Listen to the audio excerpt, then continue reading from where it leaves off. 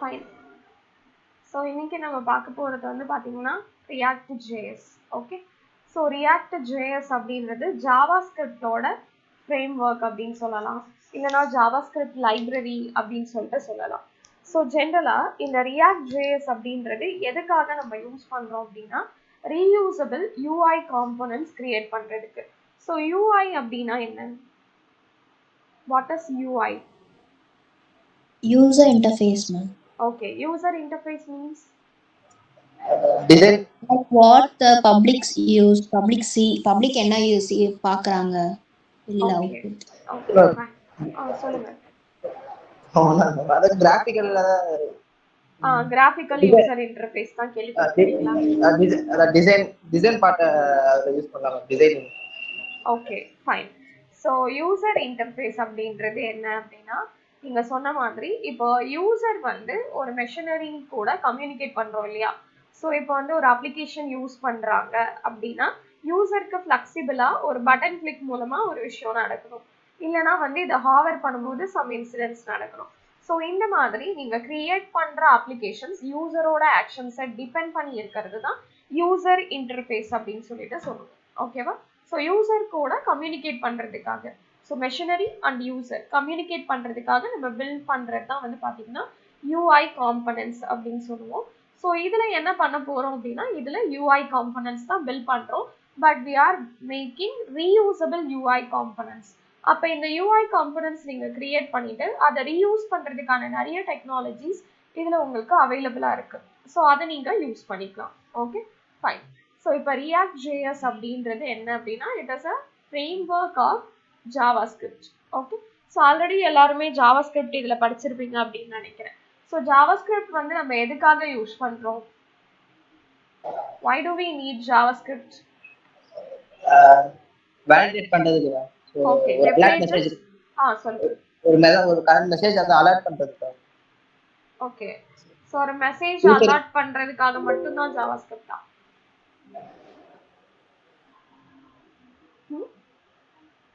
வேற எதுக்காகலாம் யூஸ் பண்றீங்க? JS ஓட மெயின் பர்பஸ் என்ன? Hoops concept. Hoops concepts. Okay, வேற? ஓகே, ஸோ வெப் பேஜ் வேலிடேஷனுக்காக நம்ம ஜென்ரலாக ஜாவாஸ்கிரிப்ட் யூஸ் பண்ணுவோம், ரைட்டா? ஸோ ஆல்ரெடி நம்ம சொன்ன மாதிரி ஒரு வெப் பேஜ் வந்து நீங்கள் கிரியேட் பண்ணணும் அப்படின்னா மினிமம் நமக்கு HTML, CSS அண்ட் ஜாவாஸ்கிரிப்ட் தேவைப்படும், ரைட்டா? CSS வந்து டிசைனிங் பர்பஸ்க்காக யூஸ் பண்ணுறோம், உங்கள் வெப் பேஜஸை ஸ்டைல் பண்ணுறதுக்காக. ஸோ அந்த வெப் பேஜை டிஃபைன் பண்ணுறதுக்கு HTML வேணும், ரைட்டா? அண்ட் அதுக்கப்புறம் அதை வேலிடேட் பண்ணுறதுக்கு ஜாவாஸ்கிரிப்ட் வேணும். ஸோ ஜாவாஸ்கிரிப்ட் வந்து உங்களுக்கு ஃப்ரண்ட் அண்ட் டெவலப்மெண்ட்டில் தான் யூஸ் பண்ணுறோம், ரைட்டா? ஸோ அதே மாதிரி ரியாக்டும் வந்து பார்த்தீங்க அப்படின்னா ரியாக்ட் ஜேஎஸ்ன்றது உங்களுக்கு ஃப்ரண்ட் அண்ட் டெவலப்மெண்ட்டுக்கு தான் நம்ம யூஸ் பண்ணுவோம். ஓகே, ஸோ இது வந்து யார் டெவலப் பண்ணாங்க அப்படின்னா ஜோர்டன் வாக் அப்படின்ற டெவலப்பர், ஃபேஸ்புக். அது ஆக்சுவலி இதை ரிலீஸ் பண்ணது ஃபேஸ்புக் கார்பரேஷன் தான், டெவலப் பண்ணதும் ஃபேஸ்புக் கார்பரேஷன் தான். ஓகே, ஸோ இது வந்து 2011 அந்த இயர்ஸில் வந்து ரிலீஸ் பண்ணாங்க. பட் எல்லா சாஃப்ட்வேர்ஸுமே ஆப்வியஸ்லி வந்து மார்க்கெட்க்கு ரிலீஸ் ஆகிறதுக்கு முன்னாடி நிறைய டெஸ்டிங் ப்ராசஸ் எல்லாமே நடக்கும் இல்லையா? ஸோ அந்த மாதிரி ஃபைனலாக பப்ளிக்கு ரிலீஸ் பண்ணது 2013 தான். ஆல்மோஸ்ட் ஒரு 11 இயர்ஸ் தான் ஆகுது இந்த சாஃப்ட்வேர் வந்து, இந்த ப்ரோக்ராமிங் வந்து ரிலீஸ் பண்ணி. Okay, fine. ஸோ இப்போ இதோட லேட்டஸ்ட் வெர்ஷன் இப்போ நம்ம யூஸ் பண்ணுறது ரியாக்டோட 18th வெர்ஷன். ஓகே, நம்ம யூஸ் பண்ண போகிறதும் இதுதான். ஸோ இப்போ before entering in to that, இப்போ MVC அப்படின்னு ஒன்று கேள்விப்பட்டிருப்பீங்க இல்லையா? ஸோ MVCனா என்ன? Do you have any idea? Model view control. Okay, what is the purpose of MVC and M-na என்ன, V-na என்ன, C-na என்ன? Okay, any other?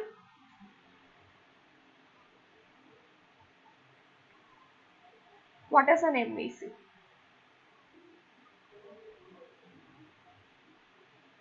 Okay, so MVC அப்படின்றது டஸ் மாடல் வியூ கண்ட்ரோலர் அப்படின்னு சொல்லுவோம்.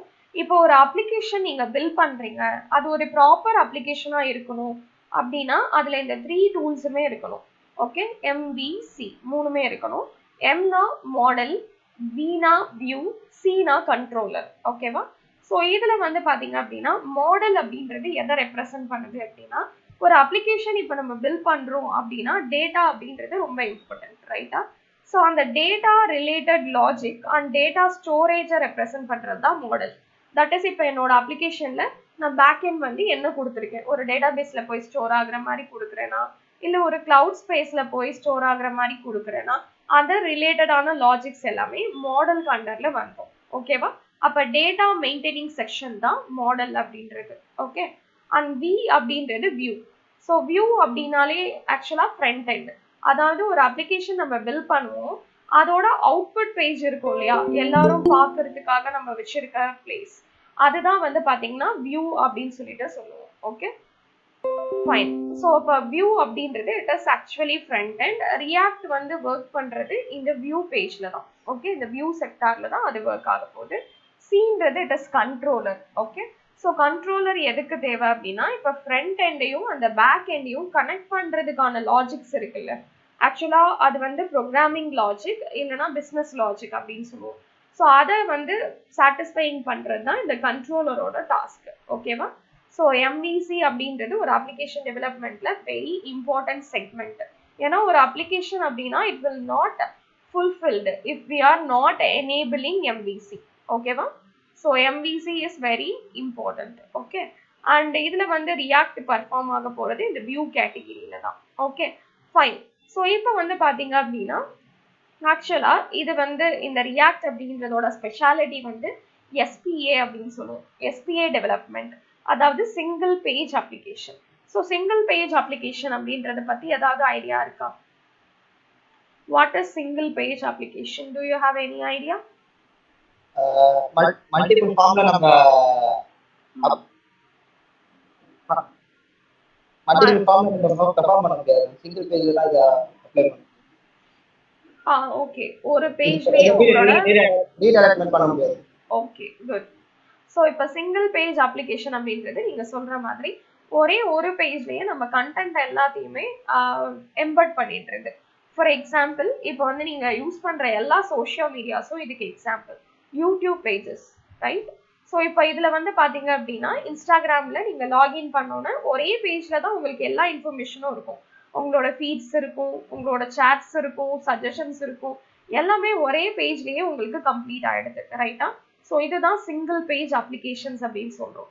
ஆக்சுவலா இதோட பெனிஃபிட் என்ன அப்படின்னா லோடிங் ஸ்பீட் வந்து இன்க்ரீஸ் ஆகும். நார்மல் அப்ளிகேஷன்ஸ் நீங்க ஒரு பேஜஸா ரீடைரக்ட் பண்ணிட்டு லோட் பண்றதை விட இதோட ப்ராசஸிங் ஸ்பீட் வந்து ரொம்பவே அதிகமா இருக்கும்.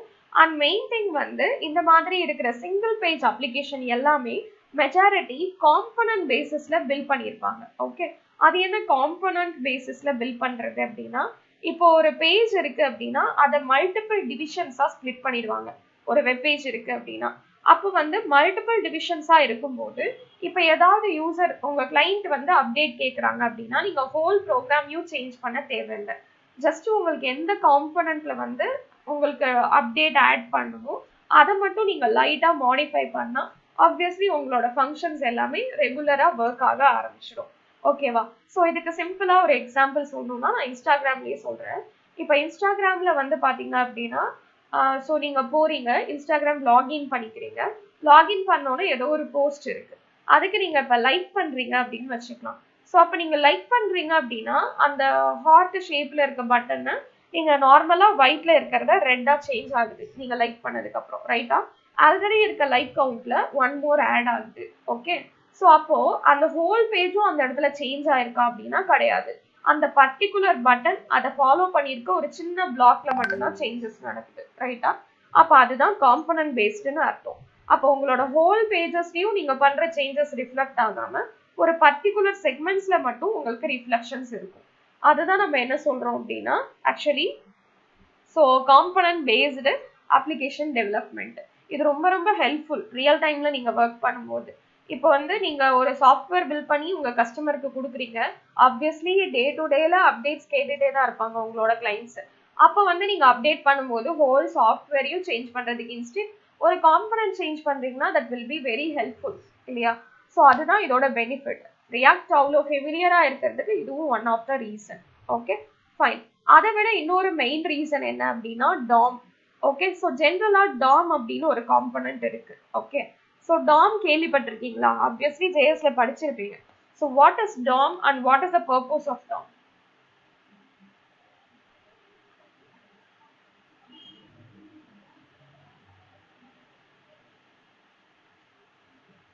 யாருக்கும் தெரியலையா? ஒரே சைலண்டா இருக்கீங்க. டாம் அப்படின்னா என்ன? ஸோ டாமோட பர்பஸ் என்ன? What is the expansion of DOM? Document object model. Okay, good. Document object model. So what is that? What is the purpose of DOM? No idea. Right? Okay. Okay, no problem. இப்போ வந்து ஒரு web page வந்து நீங்க load பண்றீங்க அப்படின்னு வச்சுக்கலாம். For example இப்போ வந்து நான் இதுல ஒரு நியூ டேப் ஓபன் பண்ணியிருக்கிறேன். இப்போ இதுல போயிட்டு நான் என்ன பண்றேன் அப்படின்னா ஏதாவது ஒரு பேஜ், ஃபார் எக்ஸாம்பிள் இப்போ ஃபேஸ்புக் அப்படின்னு சொல்லிட்டு நான் சர்ச் பண்றேன். இப்போ ஃபேஸ்புக்கோட பேஜை நீங்க ஓபன் பண்றீங்க. ஸோ இப்போ நான் அந்த லிங்கை கிளிக் பண்ணும்போது இட் டேக்ஸ் சர்டைன் டைம் இல்லையா? இதை லோட் பண்றதுக்கு ஒரு சர்டைன் டைம் எடுக்குது. ஸோ அதுக்கப்புறமா இந்த பேஜ் வந்து உங்களுக்கு லோட் ஆகுது, ரைட்டா? அப்போ நம்ம ப்ரௌசர்லேருந்து உங்க சர்வருக்கு ரெக்வஸ்ட் போயிருக்கோம். ரெக்வஸ்ட் போயிட்டு எந்த பேஜை வந்து ரெஸ்பான்ஸா சர்வர் அனுப்பணுன்றதை டிசைட் பண்ணி உங்க ப்ரௌசருக்கு மறுபடியும் ரெஸ்பான்ஸா சென்ட் பண்ணி வச்சிடும், ரைட்டா? ஜெனரலா இந்த மாதிரி தான் உங்களுக்கு வெப் பேஜஸ்ல டேட்டா லோட் ஆகுது. இப்படி பேஜஸ்ல டேட்டா லோட் ஆகும்போது இங்க இந்த பேஜ் வந்து உங்களுக்கு விசிபிள் ஆயிட்டு இருக்கு அப்படின்னா இந்த மார்ஜின்ல இருந்து இந்த பர்டிகுலர் பொசிஷன்ல இந்த டிவ் கிரியேட் ஆகணும். இது ஆக்சுவலி டிவ் தான், ரைட்டா? ஸோ இந்த டிவ் கிரியேட் ஆகணும். அண்ட் இந்த டிவ்வுக்கு வந்துட்டு யூசர் இந்த மாதிரி இன்ஃபர்மேஷன் கொடுத்தா இங்க வந்து ரீடைரக்ஷன் நடக்கணும். ஒரு சில டைம்லலாம் இங்க பக்கத்துல அட்வர்டைஸ்மெண்ட்ஸ் எல்லாம் இருக்கும், ரைட்டா? நீங்க படிச்சுட்டு இருக்கும்போது பக்கத்துல அட்வர்டைஸ்மெண்ட்ஸ் இருக்கும். அப்ப அந்த அட்வர்டைஸ்மெண்ட் வந்து எந்த பர்டிகுலர் டிவ்ல லோட் ஆகணும், எவ்வளோ நேரம் லோட் ஆகணும், அது சேஞ்ச் ஆகும்போது வேற எந்த அட்வர்டைஸ்மெண்ட் லோட் ஆகணும். That is absolute back end process, ரைட்டா? ஸோ உங்களோட அப்சல்யூட் பேக் எண்ட் ப்ராசஸ் எல்லாத்தையுமே மானிட்டர் பண்றது ப்ரௌசர்ல டாம் தான். ஸோ டாம் வந்து உங்களோட ப்ரௌசர்ல இருக்கிற டிஃபால்ட் டூல். இப்போ எப்படி நீங்க ப்ரோக்ராமிங் லாங்குவேஜஸ்லாம் நீங்க டவுன்லோட் பண்ணும்போது கம்பைலர், அசம்பிளர்ஸ் அதெல்லாம் டிஃபால்ட்டா உங்களுக்கு அவைலபிளா இருக்கும், அதே மாதிரி உங்க ப்ரௌசர்ல டாம்ன்ற டூல் அவைலபிளா இருக்கும். அந்த டாமோட பர்பஸ் என்ன அப்படின்னா வெப் பேஜ்ல கண்டென்ட்டை டிஸ்பிளே பண்ண வைக்கிறது, ஓகேவா? ஸோ அந்த டாம் மட்டும் இல்லைன்னா உங்களுக்கு வெப் பேஜ் பிளைனா தான் இருக்கும், அதுல டேட்டா எதுவுமே டிஸ்பிளே ஆகாது, ஓகேவா? ஸோ அந்த டாமோட ஒர்க் என்னன்னா ஜஸ்ட் ஒரு தடவையும் யூசர் அதுல சேஞ்சஸ் பண்ணும்போது ஃபர்ஸ்ட் டைம் வந்து உங்களுக்கு ஒரு ஹோம் பேஜோ இல்லை ஏதோ ஒரு பேஜ் லோட் ஆயிடும். நெக்ஸ்ட் டைம் நீங்க அதுல ஏதாவது ஒர்க் பண்ணுவீங்க, அதுக்கேற்ற மாதிரி அங்க ஒரு ஒர்க்கும் நடந்துட்டே இருக்கும் இல்லையா உங்களுக்கு? ஸோ அந்த மாதிரி அங்க ஒர்க்ஸ் நடக்கிறதுக்கு அந்த டாம் தான் ஹெல்ப் பண்ணுது. இப்போ சிம்பிளா சொல்லணும் அப்படின்னா இப்போ நம்ம வந்து ஒரு ப்ரோக்ராம் போடுவோம், HTML ப்ரோக்ராம் போடுறோம், போட்டுட்டு அதோட அவுட்புட் வந்து ஃபர்ஸ்ட் டைம் நீங்க ஷோ பண்றீங்க. அதுக்கப்புறமா ப்ரோக்ராம்ல போய் ஏதோ ஒன்று எடிட் பண்றீங்க அப்படின்னா அவுட்புட் பேஜ்ல போய் ரெஃப்ரெஷ்னு பண்ணுவீங்க, ரைட்டா? அந்த ரெஃப்ரெஷ் பண்ணும்போது அந்த டாம் என்ன பண்ணும்னா நீங்க கொடுக்குற கரெக்ஷன்ஸை அப்டேட் பண்ணும். ஓகே, ஸோ ஜென்ரலா டாம் ஒர்க் பண்றது இந்த மாதிரி தான். ஸோ வெப் பேஜ்ல கண்டென்ட்டை டிஸ்பிளே பண்றது. பட் டாமோட ஒரே ஒரு டிராபேக் என்ன அப்படின்னா நீங்க ரெஃப்ரெஷ் கொடுக்க தான் பேஜஸை அது என்ன பண்ணும்னா உங்களுக்கு ரெஃப்ரெஷ் பண்ணி கொடுக்கும், அப்டேட்ஸ் பண்ணும் உங்களோட கண்டென்ட்டை. பட் விர்ச்சுவல் டாம் அப்படின்னு ஒரு திங் வந்து நமக்கு ரியாக்ட்ல அவைலபிளா இருக்கு, ஓகேவா? ஸோ இந்த விர்ச்சுவல் டாம் என்ன பண்ணும் அப்படின்னா நீங்க கொடுக்குற அப்டேட்ஸ்க்கு நிறைய டைம்லாம் எடுத்துக்காது, இமீடியட்டா நீங்க கொடுக்குற ஒரு ரெஸ்பான்ஸையும் பேஜ்ல அப்டேட் பண்ணிடும், ரெஃப்ரெஷோட சப்போர்ட் இல்லாமே. ஃபார் எக்ஸாம்பிள் இப்போ வந்து நீங்க இன்ஸ்டாகிராம் போறீங்க, அதுல லைக் பண்ணோன்னே உங்களுக்கு 2 minutes கழிச்சா அந்த அப்டேட் நடக்குது இல்ல, ஃபிராக்ஷன் ஆஃப் செகண்ட்ல அந்த லைக் பட்டன் வந்து ரெட்டா மாறிடுது, கவுண்ட் இன்க்ரீஸ் ஆயிடுது, ரைட்டா? அப்ப அந்த ஃபிராக்ஷன் ஆஃப் செகண்ட்ல நடக்குது அப்படின்னா அது அந்த விர்ச்சுவல் டாம் சப்போர்ட்டோட தான் நடக்குது. அதுவே நீங்க நார்மல் டாம் பண்ணீங்கன்னா நீங்க லைக் பண்ணி ரெஃப்ரெஷ் பண்ணாதான் உங்க பேஜ்ல அந்த கண்டென்ட் அப்டேட் ஆகும், ஓகேவா? அப்ப நார்மல் டாமை யூஸ் பண்ணாம விர்ச்சுவல் டாமை யூஸ் பண்றதுனால உங்க ரியாக்ட் ப்ரோக்ராம்ஸ்ல ஸ்பீட் வந்து அதிகமா இருக்கும், ஓகேவா? அதே மாதிரி சைட்ஸ் வந்து ரெஸ்பான்சிவா இருக்கும். ஸோ ரெஸ்பான்சிவ் சைட்ஸ் வந்து கிரியேட் பண்றதுக்கு ரியாக்ட் ஜேஎஸை விட ரியாக்ட் நேட்டிவ் அப்படின்னு ஒன்று அவைலபிளா இருக்கு.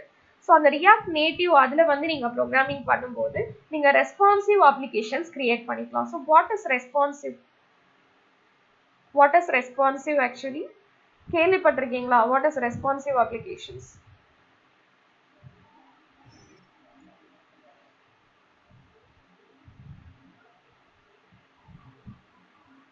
ஓகே. ஸோ ரெஸ்பான்சிவ் அப்ளிகேஷன்ஸ் அப்படின்றது உங்களோட ஸ்க்ரீன் சைஸுக்கு தகுந்த மாதிரி உங்கள் சாஃப்ட்வேர் வந்து உங்கள் அப்ளிகேஷன் வந்து எக்ஸ்பேண்ட் ஆகிறது. ஃபார் எக்ஸாம்பிள் இப்போ நீங்கள் வந்து மொபைலில் வியூ பண்ணுறீங்க அப்படின்னா மொபைலோட அந்த ஸ்க்ரீன் வித் அண்ட் ஹைட்டுக்கு ஏற்ற மாதிரி அது உங்களுக்கு அவைலபிளாக இருக்கும். அதுவே நீங்கள் ப்ரௌசரில் வியூ பண்ணுறீங்கன்னா அதுக்கேற்ற மாதிரி அவைலபிளாக இருக்கும். WhatsApp right. ஸோ வாட்ஸ்அப் நீங்கள் மொபைல்லையும் வியூ பண்ணிப்பீங்க, உங்கள் வெப் பேஜஸ்லையும் வியூ பண்ணிப்பீங்க. அப்போ வெப் பேஜஸ்னா அது ஃபுல்லாக ஆக்குபைட் ஆகுது, மொபைல் ஸ்க்ரீன்னா அது ஃபுல்லாக ஆக்குபைட் ஆகுது ரைட்டா. அப்போ இந்த மாதிரி மொபைல் அண்ட் வெப் ரெண்டுத்துக்குமே சூட்டபிள் ஆகிறது தான் ரெஸ்பான்சிவ் அப்ளிகேஷன்ஸ்னு சொல்லுவோம். ஓகேவா? ஃபைன். ஸோ இப்போ இதெல்லாம் தான் ரியாக்டோட மேஜர் பெனிஃபிட். ரியாக்ட்ல நிறைய ஃபீச்சர்ஸ் இன்னும் அடிஷ்னலாக உங்களுக்கு அவைலபிளாக இருக்கு. பட் அதோட மேஜர் அதாவது வந்து மற்ற எந்த ஒரு ப்ரோக்ராமிங்லையும் இல்லாமல் இதில் இருக்கிற ஸ்பெஷல் ஃபீச்சர் என்ன அப்படின்னா இதோட விர்ச்சுவல் டவுன் தான். ஓகே. ஸோ இதோட விர்ச்சுவல் டவுன் வந்து ரொம்ப ஃபாஸ்டராக உங்கள் அப்ளிகேஷன்ஸ் ஆக்சஸ் பண்ண வைக்கும். அதே மாதிரி இது வந்து சிங்கிள் பேஜ் அப்ளிகேஷன். இதெல்லாமே இதில் இருக்க ஸ்பெஷாலிட்டிஸ். அது இல்லாமல் வேறு என்னென்ன ஃபீச்சர்ஸ் இதில் அவைலபிளாக இருக்குது அப்படின்னா ஜேஎஸ்எக்ஸ், அதாவது ஜாவாஸ்கிரிப்ட் எக்ஸ்டென்ஷன்ஸ் அப்படின்னு சொல்லுவாங்க. ஸோ இப்போ வந்து பார்த்தீங்க அப்படின்னா நீங்கள் இதில் ரியாக்ட்ல கோட் பண்ணும்போது நார்மலாக நீங்கள் வந்து ஸ்ட்ரிங்ஸாக வச்சு கூட உங்கள் ப்ரோக்ராம்ஸை ஹேண்டில் பண்ணலாம் டேட்டா டிஸ்பிளே பண்ணுறதுக்கு. அது இல்லாமல் HTML கோடாக கூட நீங்கள் பண்ணலாம். இது வந்து நான் ப்ரோக்ராமிங் பண்ணும்போது உங்களுக்கு எப்படின்றத பண்ணி காமிக்கிறேன். ஓகே. இது வந்து ஜாவாஸ்கிரிப்டோட சேர்த்து அதர் ப்ரோக்ராம்ஸையும் எம்பெட் பண்ணுறதுக்கு அலோவ் பண்ணும். ஓகே. அண்ட் காம்பனன்ட்ஸ் ஆல்ரெடி நான் சொல்லிட்டேன். ஒரு பேஜை வந்து காம்பனன்ட்ஸாக நீங்கள் ஸ்ப்ளிட் பண்ணுறதுனால ஃபியூச்சரில் அப்டேட்ஸ் இருந்ததுன்னா அந்தந்த காம்பனன்ட்ஸில் மட்டும் நீங்கள் ரிஃப்ளெக்ஷன்ஸ் பண்ணிக்கலாம், அப்டேட்ஸ் பண்ணிக்கலாம். Okay. And one way binding அப்படின்னு சொல்லுவாங்க. ஸோ ஒன் வே பைண்டிங் அப்படின்றது ஒன்றும் இல்லை. இப்போ வந்து இது ஃப்ரண்ட் அண்ட் டெவலப்மெண்ட் டூல் மட்டும்தான். ஆல்ரெடி சொன்ன மாதிரி இது வந்து வியூக்கு மட்டும்தான் உங்களுக்கு சப்போர்ட் பண்ணுது. அதுக்கு வந்து நீங்கள் பேக் எண்டில் வந்து ஒரு கண்ட்ரோலரோ இல்லை மாடலோ நீங்கள் செட்டப் கொடுக்க மாட்டீங்க. அதனால தான் இது வந்து ஒன் வே பைண்டிங். ஜஸ்ட் ஒரு simple single page application develop பண்ணலாம். பட் அதை ஆக்டிவேட் பண்ணுறதுக்கு we need external program support இல்லையா. ஏன்னா மாடல் வந்து நீங்கள் பேக் எண்டில் அட்டாச் பண்ணணும் அப்படின்னா ஒன்று ஏதாவது ஒரு டேட்டாபேஸஸ் சூஸ் பண்ணணும், இல்லை கிளவுட் சாஃப்ட்வேர்ஸ் வந்து கிளவுடு வந்து நீங்கள் சூஸ் பண்ணிக்கணும். ஸோ அதனால இது வந்து ஜஸ்ட் ஒன் வே பைண்டிங். இது வந்து வியூ பார்ட்டை மட்டும் தான் கவர் பண்ண போகுது. Virtual down I have explained ரைட்டா. So simplicity. ஸோ இது வந்து சிம்பிளிசிட்டி எப்போ வந்து இது சிம்பிளாக தெரியும் அப்படின்னா நீங்கள் ஜாவாஸ்கிரிப்டில் உங்களுக்கு ஐடியா இருக்குது அப்படின்னா இது வந்து வெரி சிம்பிள். ஓகே. ஏன்னா அதோட கோடிங்கை இது பார்ஷியலாக ஃபாலோ பண்ணும். பட் நிறைய அப்டேட்ஸ் வந்து ஜேஎஸை கம்பேர் பண்ணும்போது இதில் நிறையவே உங்களுக்கு ஆப்ஷன்ஸ் இருக்குது. ஓகே. அண்ட் பர்ஃபார்மன்ஸ் வைஸில் இது கொஞ்சம் ஸ்பீடராக இருக்கும் மற்ற அப்ளிகேஷன்ஸை டெவலப் பண்ணும்போது because of virtual DOM. Okay. And extensible architecture. So whenever required நீங்கள் ப்ரோக்ராம்ஸை எக்ஸ்டெண்ட் பண்ணிக்க முடியும். அதே மாதிரி ரியாக்ட் வந்து பார்த்தீங்க அப்படின்னா நிறைய எக்ஸ்டர்னல் சாஃப்ட்வேருக்கு சப்போர்ட் பண்ணுது. ஃபார் எக்ஸாம்பிள் இப்போ HTML வந்து நீங்கள் இதில் யூஸ் பண்ணிக்கலாம். அதே மாதிரி பூட்ஸ்ட்ராப் அந்த மாதிரியான அதர் ஃப்ரேம் ஒர்க்ஸையும் இதில் நீங்கள் கனெக்ட் பண்ணி யூஸ் பண்ணிக்கலாம். அப்படி நீங்கள் ஒர்க் பண்ணும்போது உங்களோட கோடிங் நிறையவே கம்மியாயிடும். ஓகே. ஸோ அதுதான் எக்ஸ்டென்சிபிள் ஆர்கிடெக்சர். அதே மாதிரி நவடேஸ் வந்து நிறைய அப்ளிகேஷன்ஸ் வந்து ரியாக்ட் யூஸ் பண்ணுறாங்க. நெட்ஃப்ளிக்ஸ், இன்ஸ்டாகிராம், ஃபேஸ்புக், ஆல்மோஸ்ட் இது எல்லாமே நம்ம யூஸ் பண்ணிட்டு இருக்கோம் டே டு டே லைஃப்ல. இது எல்லாத்துலேயுமே வந்து ரியாக்ட் இருக்கு. ஓகேவா.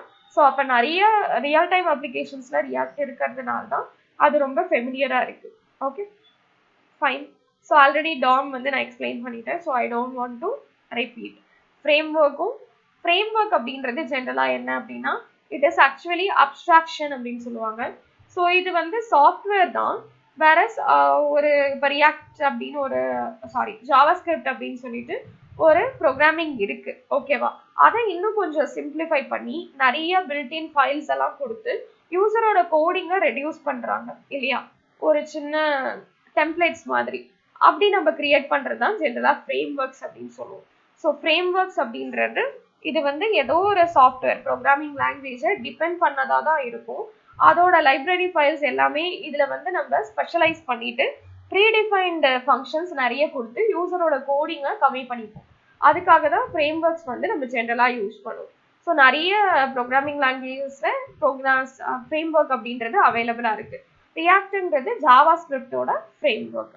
அதே மாதிரி ஜாவாஸ்கிரிப்டோட வேறு ஏதாவது ஒரு ஃபெமிலியர் ஃப்ரேம் ஒர்க் சொல்லலாம்னா பூட்ஸ்ட்ராப் அது சொல்லலாம். அதே மாதிரி Angular JS, React JS, Vue JS, ஜேஎஸோட ஃப்ரேம் ஒர்க்ஸே அரௌண்ட் 20 or 21 இருக்குன்னு நினைக்கிறேன். ஸோ அது வந்து உங்களுக்கு அவைலபிளாக இருக்கு. ஆனால் ஒரு ஃப்ரேம் ஒர்க்கும் ஒரு பர்டிகுலர் செக்மெண்ட்ஸ்ல ரொம்ப ஃபெமிலியரா இருக்கு, நம்ம யூஸ் பண்ணிக்கிறோம். ஓகே, இப்போ எப்படி ரியாக்ட் வந்து ஃப்ரண்ட் அண்ட் டெவலப்மெண்ட்ல யூஸ் பண்றீங்களோ அதே மாதிரி உங்களுக்கு Node.js வந்து பாத்தீங்கன்னா உங்களுக்கு பேக் அண்ட் டெவலப்மெண்ட்ல யூஸ் பண்ணுவாங்க. ஸோ அந்த மாதிரி ஒரு இடத்துலையும் ஒரு ஜேஎஸ்க்கு ஒரு ஸ்பெஷாலிட்டி இருக்கு. Okay fine. ஸோ இன்னுமே நிறைய இருக்கு, நான் இங்கே சம் ஆஃப் தம் லிஸ்ட் பண்ணியிருக்கேன். பட் இன்னும் கூட உங்களுக்கு நிறைய ஆப்ஷன்ஸ் வந்து இருக்கு. ஓகேவா? ரியாக்ட் வந்து மெஜாரிட்டின்னு சொல்ல மாட்டேன். நீங்க இப்போ வந்து ஒரு ஃப்ரண்ட் அண்ட் டெவலப்பரா இருக்கீங்க அப்படின்னா உங்களுக்கு ரியாக்ட் ஹெல்ப்ஃபுல். அதுவே நீங்க ஒரு ஜாவா டெவலப்பர்னா நீங்க ஆங்குலாருக்கு தான் ஃபர்ஸ்ட் ப்ரிஃபரன்ஸ் கொடுப்பீங்க. டெவலப்மெண்ட்ல அதுதான் உங்களுக்கு ஹெல்ப் பண்ணும். Node.js வந்து பாத்தீங்கன்னா தனியா யூஸ் பண்ணுவாங்க. ஓகேவா? ஸோ அந்த மாதிரி ஒரு இதுமே ஒரு பர்பஸ் இருக்கு. ஓகே, ஸோ இதுல ஏதாவது டவுட்ஸ் இருந்தா கேட்கலாம். ஷியோர். இப்போ ஒரு வெப் பேஜ் இருக்கு அப்படின்னா அந்த வெப் பேஜ்ல ஒரு டேட்டா நமக்கு டிஸ்பிளே ஆகுது இல்லையா? அது டிஸ்பிளே ஆகணும் அப்படின்னா DOM தான் அதை வந்து டிஸ்பிளே பண்ண வைக்கும். DOM வந்து உங்களுக்கு உங்களோட ப்ரௌசர்ல இல்லை அப்படின்னா உங்களோட ப்ரௌசர்ல ஒரு டேட்டாவுமே டிஸ்பிளே ஆகாது. அதே மாதிரி நீங்க வந்து பேஜஸ்ல அப்டேட் கொடுக்குறீங்க.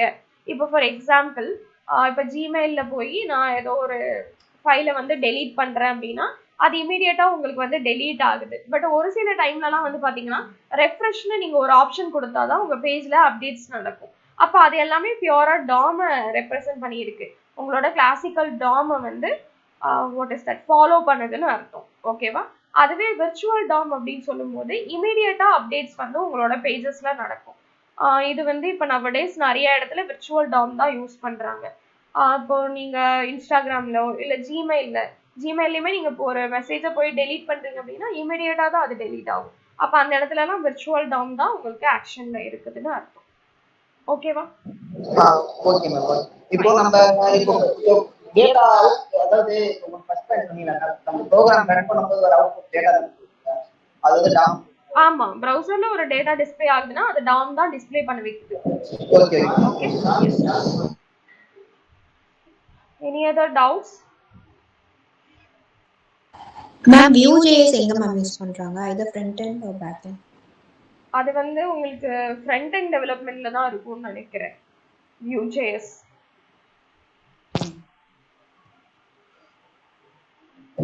அந்த UX ஃப்ரண்ட் அண்ட் டெவலப்மென்ட்ன்றாங்க. சாரி, UX ஃப்ரண்ட் அண்ட் டெவலப்மென்ட்ன்றாங்க. UIன்றது யூசர் இன்டர்ஃபேஸ். அது வந்து ஒரு ஃப்ரண்ட் அண்ட் டெவலப்மெண்ட்டும் இருக்கும். MVCயோட கம்ப்ளீட் இது இல்லையா? யூசர் இன்டர்ஃபேஸ் பண்றோம். இப்போ ஒரு கூகுள் மீட்டே இருக்குன்னு வச்சுக்கோங்க, இல்ல ஒரு இன்ஸ்டாகிராமே இருக்குன்னு வச்சுக்கோங்க. அந்த இன்ஸ்டாகிராம்ல ஃப்ரண்ட் அண்ட் மட்டும் பார்ட் கிடையாது. கண்டிப்பா அதோட டேட்டா ஒரு இடத்துல ஸ்டோர் ஆகுது. அந்த டேட்டா வந்து ஒரு இடத்துல ஸ்டோர் ஆகுறதுனால தான் அடுத்த தடவை வந்து நீங்க லாகின் பண்ணும்போது உங்களோட போஸ்ட் உங்க பேஜ்ல மெயின்டைன் ஆகுது, சாட் மெயின்டைன் ஆகுது. அது எதுவுமே இல்லை அப்படின்னா அங்க வந்து ஒரு ஸ்டோரேஜ்ன்ற விஷயம் இருக்காது இல்லையா? ஸோ மாடல்ன்றது ஸ்டோரேஜ்க்கு இம்பார்ட்டன்ட். அதே மாதிரி ஸ்டோரேஜ் மட்டும் பண்ணா பத்தாது, அதை வந்து கரெக்டா ஃபைன் பண்ணி கொண்டு வந்து கொடுக்கணும். ஃபார் எக்ஸாம்பிள் இப்போ இன்ஸ்டாகிராம்ல மல்டிபிள் யூசர்ஸ் வந்து இன்ஸ்டாகிராம் யூஸ் பண்றாங்க. அப்போ உங்களோட பர்டிகுலர் யூசர் ஐடி பாஸ்வேர்ட் போட்டு அது கரெக்டா இருக்கான்னு வெரிஃபை பண்ணி உங்களோட போஸ்ட்டை மட்டும்தான் வந்து லோட் பண்ணணும் உங்களோட பேஜ்ல, ரைட்டா? ஸோ அந்த டாஸ்க் எல்லாமே பண்றது கண்ட்ரோலர். ஜஸ்ட் நீங்க ஃப்ரண்ட்ல பாக்குற அந்த பேஜஸ் இருக்கு பாத்தீங்களா? ஃபீட்னா இந்த இடத்துல ஸ்டோர் ஆகணும், சாட் பாக்ஸ் இந்த சைட்ல இருக்கணும், சாட் பாக்ஸோட வித் இது, ஹைட் இது, இதோட கலர் இது, அதை டிசைட் பண்றது தான் வியூ. ஓகேவா? அப்ப யூஐன்றது எல்லாமே வரும் உங்களுக்கு, ஃப்ரண்ட் அண்ட் மட்டும் கிடையாது. Okay okay. எனக்கு அதான் என்னன்னா இப்போ HTML CSS JavaScript front end சொல்றாங்க, UX ஃப்ரண்ட் எண்ட் சொல்றாங்க. சோ இப்போ ரெண்டுக்கு என்ன டிஃபரன்ஸ்? யூஐனா கம்ப்ளீட்டா எல்லாமே யூசரோட இன்டராக்ட் பண்றதுக்காக யூஸ் பண்ற எல்லா காம்போனன்ட்ஸும் எல்லாமே யூஐ தான். ஓகே, அத யூசர் அண்டர்ஸ்டாண்ட் ஆற மாதிரி எல்லாத்தையும். Yes. Okay okay. Thank you. Fine. So any other doubt?